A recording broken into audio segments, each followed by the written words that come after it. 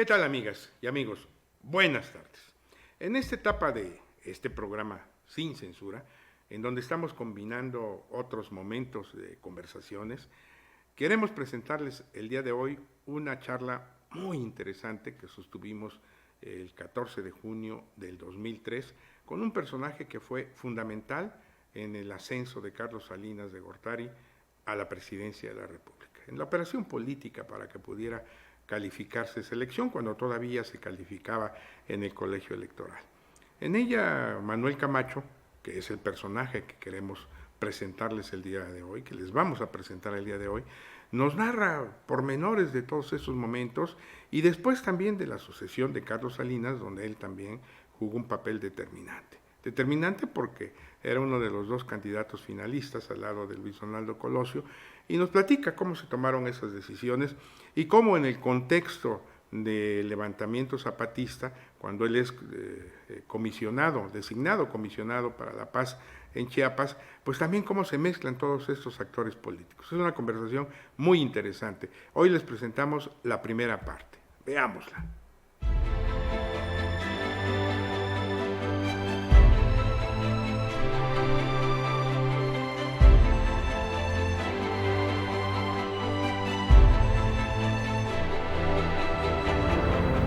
¿Qué tal, amigos?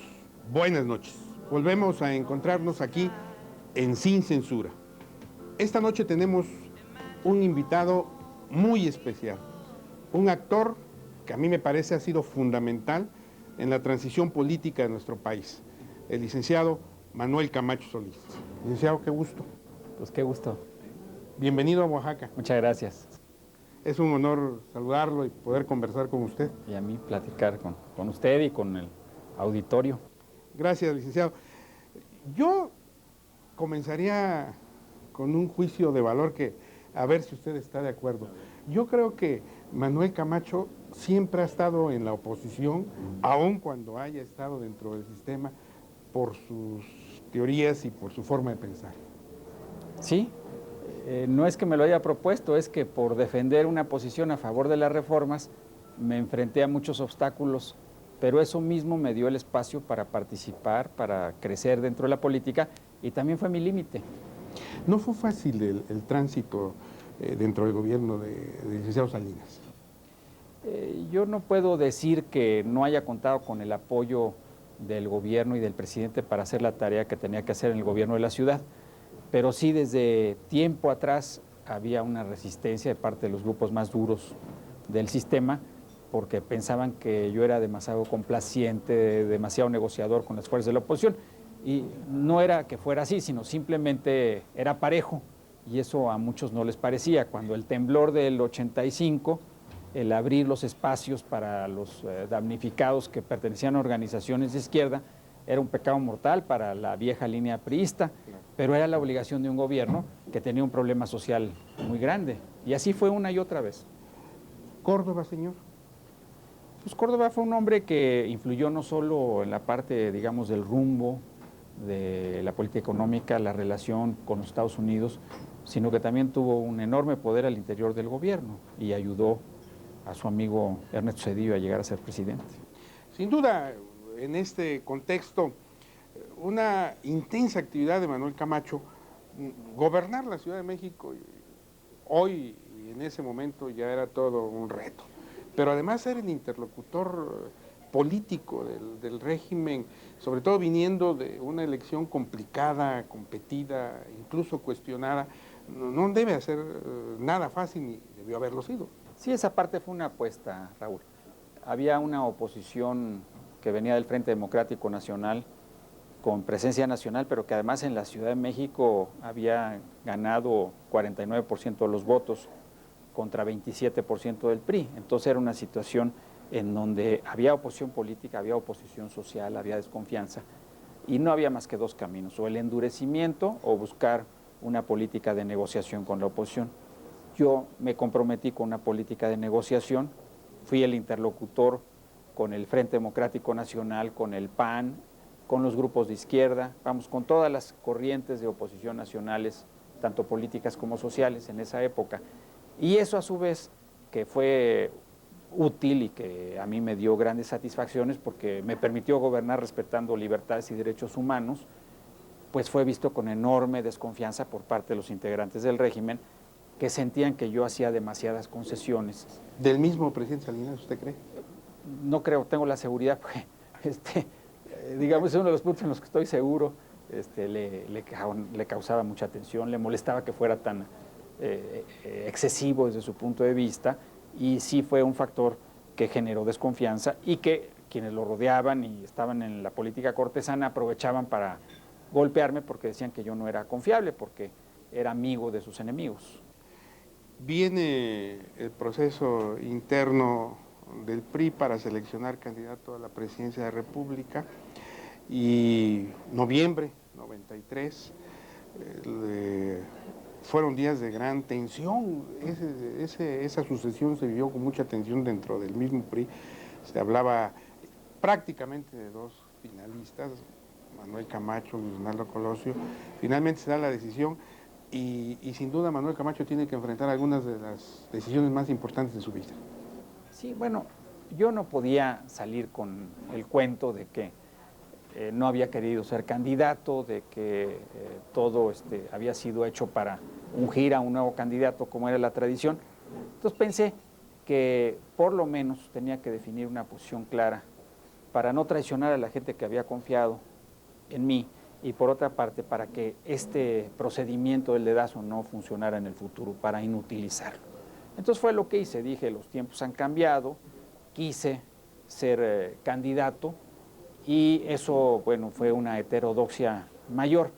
Me parece que no me equivoqué en eso, en todo caso me quedé corto, pero sí fue algo que dentro del PRI fue visto con no solo sospecha, sino con verdadero enojo, y que fue definiendo una confrontación con pues las fuerzas más duras y con muchos intereses de ahí en adelante, porque hablé también en ese momento de la existencia de grupos de interés que estaban limitando la defensa del interés público y que estaban deteniendo el avance democrático del país. Y además, en ese contexto de la cultura política que privaba en el momento, realmente fue mal entendida esa actitud seguramente por todos los grupos y alentada además. Así es, visto a distancia era una cosa menor, era una oposición ligera, pero como el juego era tan duro y tan cerrado, el haber hecho eso fue visto como un pecado mortal. Vamos, nunca me lo perdonaron. Y se dan las circunstancias, el 1 de enero de 94, el país cambió, ¿verdad? Sí, sí cambió. Cambió en una parte y en otra no pudo lograr que ese cambio se convirtiera en un reequilibrio con lo que había sido el problema de enero del 94, que era la cuestión social e indígena, pero de todas maneras tendría enormes repercusiones sobre la vida política del país. Algo que la gente no ha visto con claridad, porque a veces no se sabe, es que la primera apertura a fondo del IFE, que fue un factor importante en la democratización de la vida política, se dio el 27 de enero del 94, cuando todos los candidatos a presidente firman un acuerdo por la paz, la justicia y la democracia, y ahí es donde se abre el IFE. Se hizo en la emergencia una reforma constitucional, ya casi a meses de la elección. Cierto, y que además usted no lo comenta, pero yo lo sé, porque en aquella etapa estaba muy cerca de Porfirio.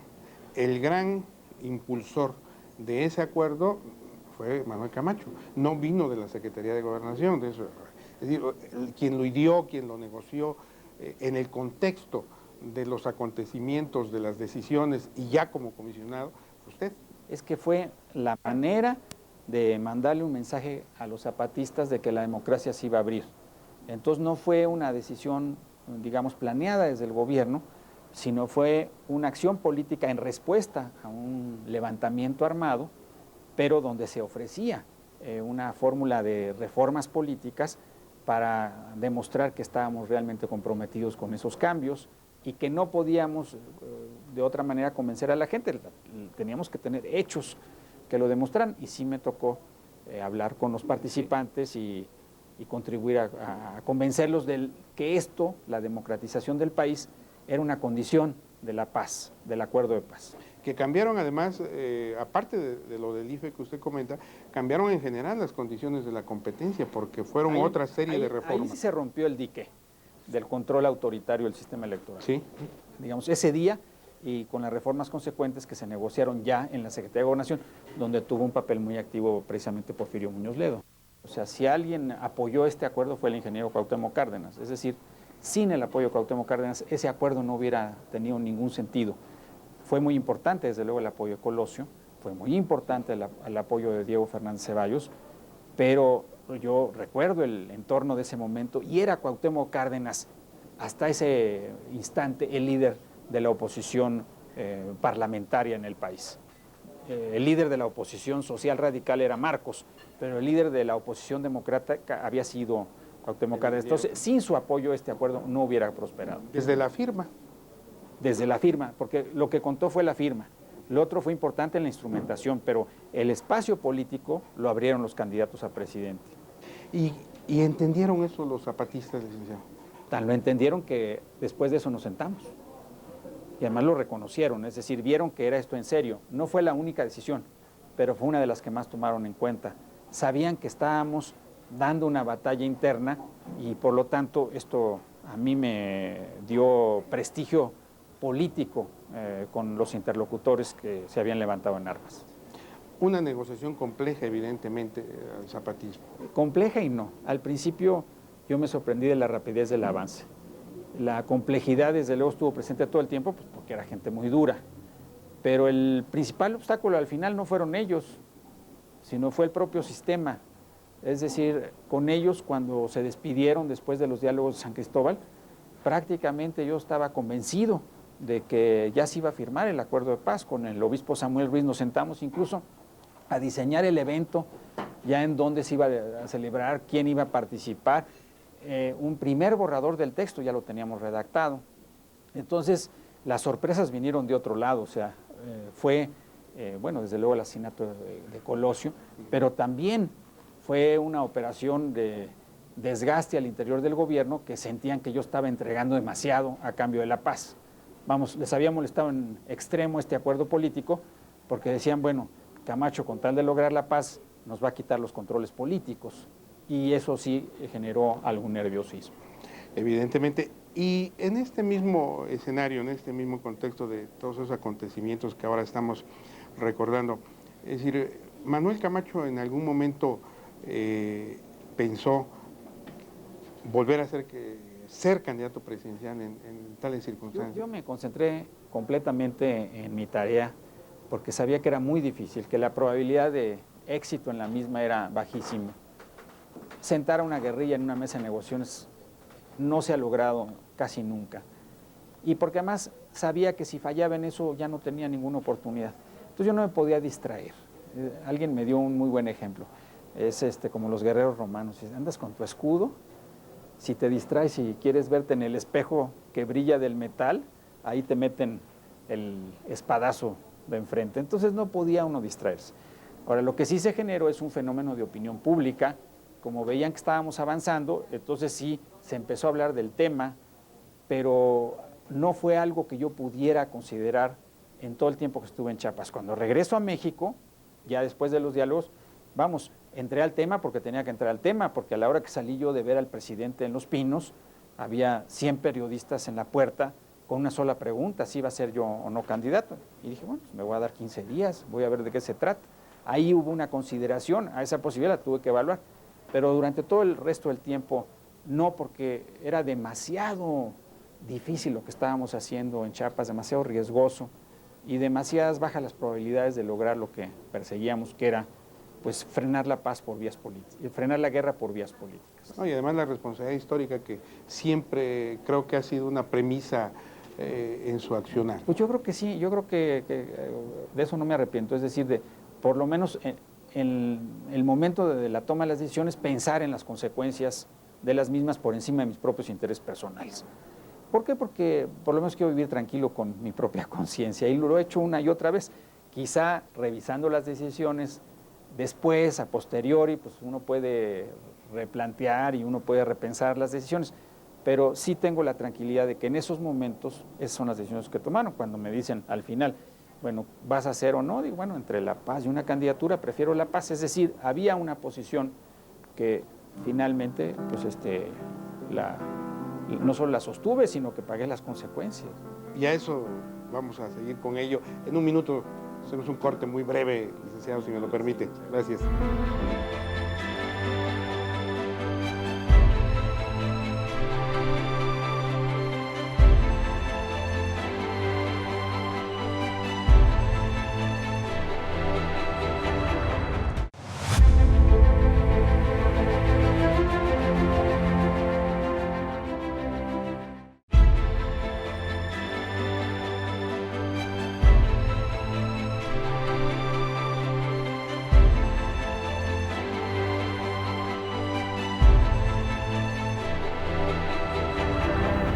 Continuamos charlando aquí en Sin Censura con el licenciado Manuel Camacho. Licenciado, aquella cena, y la cito porque tenemos un amigo común, Luis Martínez, Sí. y bueno, esa cena que tuvo usted en la casa de Luis con Luis Donaldo Colosio, pues es parte de esta historia.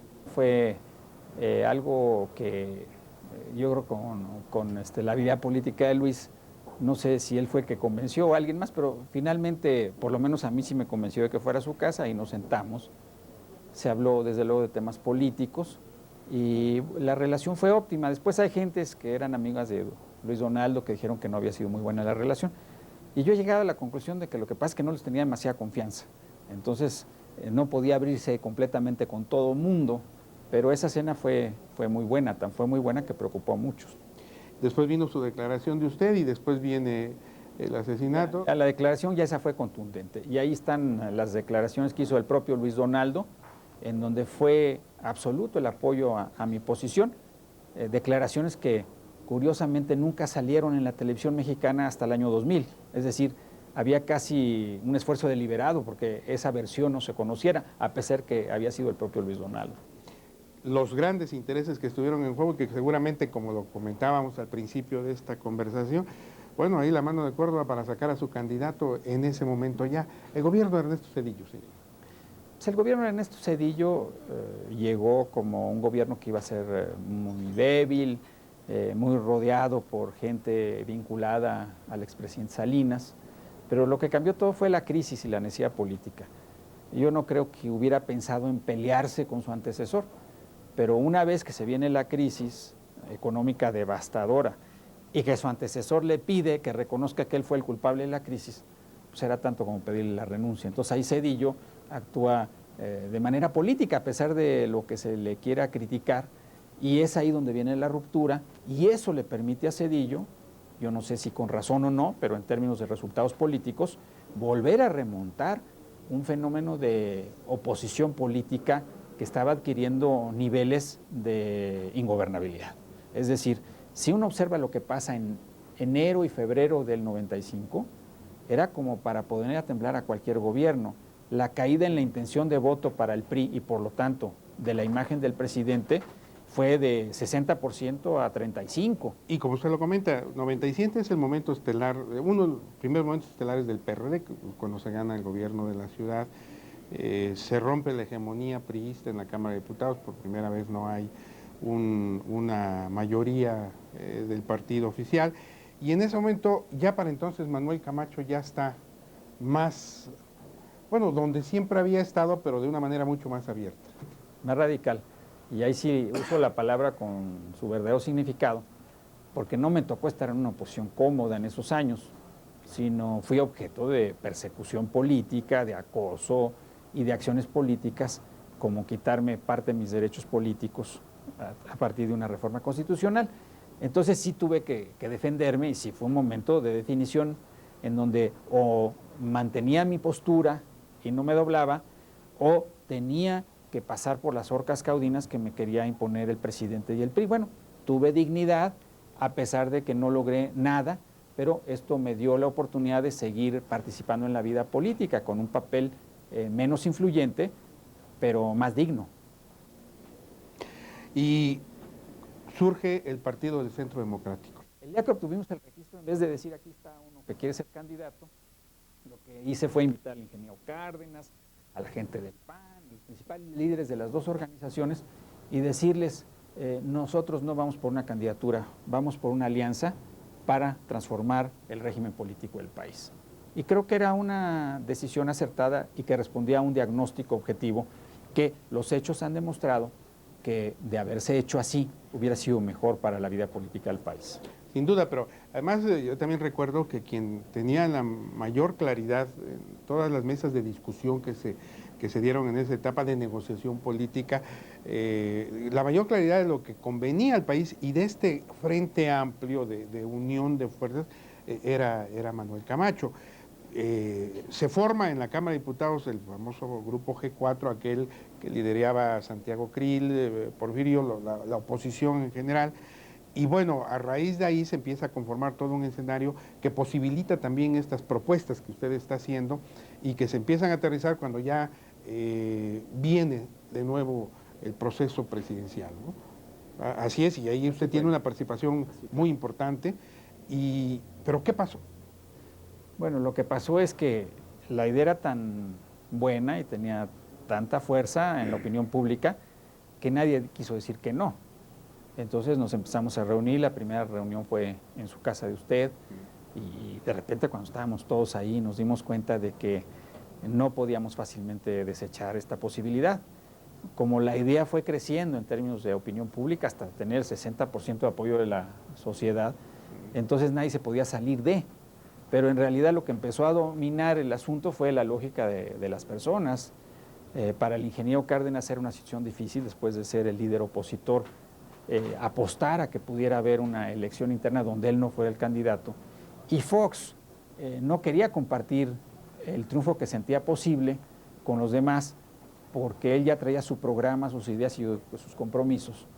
Y el candidato no quería porque a él le molestaba tener que negociar con el Congreso, con los partidos de oposición, y porque no quería llevar un programa de consenso.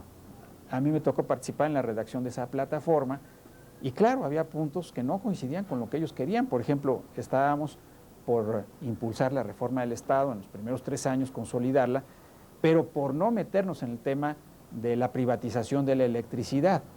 Y el no meternos a la privatización de la electricidad les generaba a ellos mucha tensión, porque la verdad es que eso era más importante para ellos que la reforma del Estado.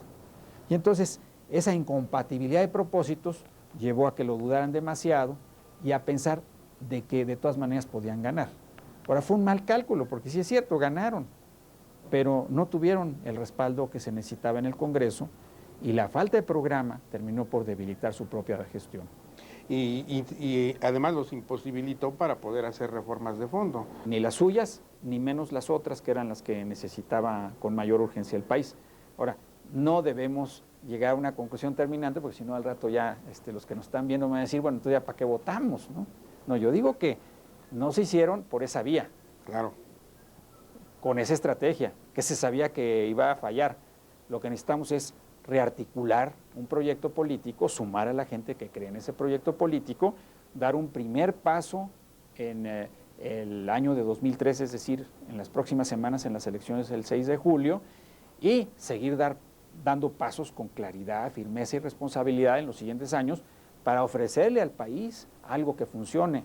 Y el espacio donde esto va a ser más factible va a ser desde luego el Congreso de la Unión, porque la mayor parte de las decisiones, o por lo menos las importantes, pues pasarán por la Cámara más que por el propio Ejecutivo. Y esa oportunidad no habría que desaprovecharla.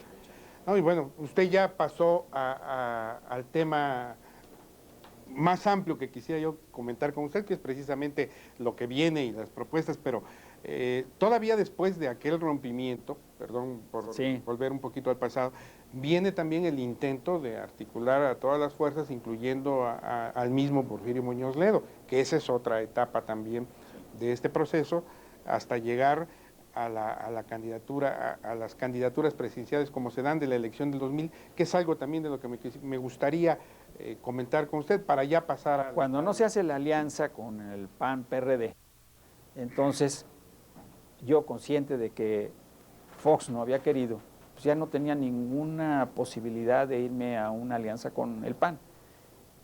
Exploramos la posibilidad del PRD, pero yo encontré que los grupos que estaban realmente influyendo y tomando las decisiones estaban pensando más que en otra cosa, en sus intereses, incluso a veces hasta materiales, en sus posiciones, y no estaban pensando, ya no digamos en el país, sino en una estrategia electoral que le permitiera al ingeniero Cárdenas convertirse en el abanderado del cambio y de la sociedad inconforme. Entonces, cuando yo veo que ellos están echando a perder la propia candidatura de Cárdenas, digo, ¿para qué me meto en esto? O sea, yo no vine aquí por unas curules o por un presupuesto. Entonces dije, ya no podemos ir a una gran alianza, ya no podemos hacer una participación en donde tengamos asegurado nuestro registro. Entonces, lo único que nos queda es una candidatura testimonial para que al final de la misma, por lo menos, tengamos la independencia política para seguir opinando con libertad. Y en ese sentido también es otro hecho que hay que reconocer en Manuel Camacho. Su congruencia nunca estuvo por él, como usted lo comenta en otros términos, montarse en la posibilidad de que un registro a toda costa, etcétera. Pero si me permite, podemos hacer una pausa. Claro que sí. Continuamos. Le agradezco mucho. Amigos, buenas noches. Ya saben a qué hora es, ya saben en qué canal es, ya saben qué día es. Los quiero mucho. Hasta luego.